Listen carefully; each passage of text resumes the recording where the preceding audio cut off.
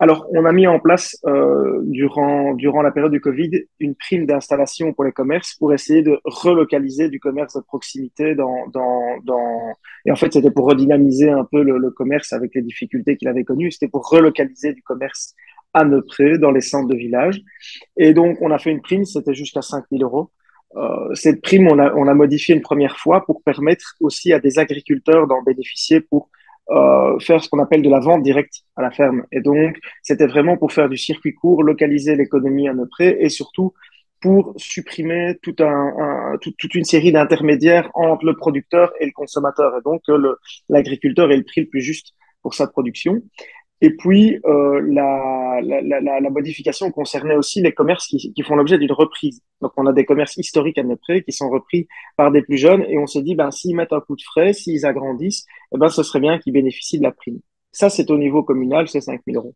Et puis, le ministre Borsu a introduit le dispositif qui s'appelle Objectif Proximité et qui vise justement à compléter, dans certains cas, cette prime locale, mais où les communes n'en ont pas, la prime est unique et donc ça permet d'aller jusqu'à 6 000 euros et de permettre aux commerces qui viennent s'installer dans des cellules commerciales vides, donc ça c'est vraiment le critère déterminant, une prime de 6 000 euros. Ce qui veut dire que nous, à Neupré, comme on a déjà une prime communale et qu'elle est cumulable, eh bien, les commerces dans les centres qui viendraient, enfin, les exploitants qui viendraient créer un commerce dans une cellule commerciale vide pourraient bénéficier jusqu'à 11 000 euros de prime pour s'installer à Neupré.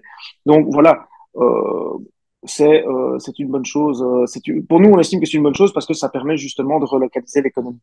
Il y a des agriculteurs qui ont pu en bénéficier, il y a des commerçants qui sont venus, et tout type. Hein. Donc, ça va du magasin de vêtements à une rôtisserie de poulet, par exemple. Donc, c'est vraiment varié. Mais par contre, nous, on refuse certains types de commerce. Donc, par exemple, tout ce qui est banque, assurance, night shop, etc., ne sont pas éligibles à la prime.